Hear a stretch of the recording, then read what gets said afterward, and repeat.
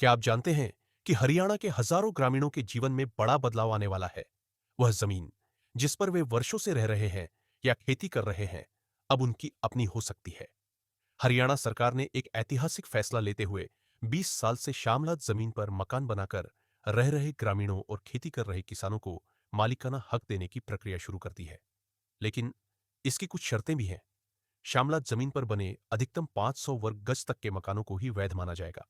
इसके अलावा जो किसान 20 साल से इस जमीन को पट्टे पर लेकर खेती कर रहे हैं, वे भी इस जमीन को अपने नाम करवा सकेंगे। लेकिन इसके लिए उन्हें बाजार मूल्य के आधार पर जमीन की कीमत अदा करनी होगी। गौरतलब है कि शामलात जमीन वह होती है जो ग्राम पंचायत या ग्राम समुदाय के उपयोग के लिए आरक्षित होती है और जिसमें कोई निजी स्वामित्व नहीं होता। सरकार ने इस दिशा में कदम बढ़ाते हुए सोमवार को विधानसभा में हरियाणा ग्राम शामलात भूमि विनियमन संशोधन विधेयक 2024 पारित कर दिया।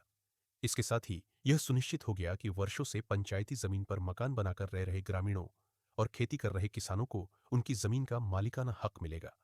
विवादित जमीनों को भी वैध तरीके से ग्रामीणों और किसानों के नाम किया जा सकेगा। यह प्रक्रिया अचानक नहीं शुरू हुई। तत्कालीन मुख्यमंत्री मनोहर लाल खट्टर के कार्यकाल में 5 मार्च को हुई कैबिनेट बैठक में यह निर्णय लिया गया था कि 20 साल से पट्टे पर शामलात जमीन पर खेती कर रहे किसानों को मालिकाना हक दिया जाए। लेकिन लोकसभा चुनाव की आचार संहिता लगने के कारण कानून में बदलाव नहीं किया जा सका। इसके बाद 12 जुलाई को मुख्यमंत्री नायब सैनी की अध्यक्षता में हुई कैबिनेट बैठक में यह तय किया गया कि 31 मार्च 2004 से पहले तक पंचायती जमीन पर अधिकतम 500 वर्ग गज तक का घर बना चुके परिवारों के निर्माण को वैध कर दिया जाएगा। इस ऐतिहासिक फैसले के साथ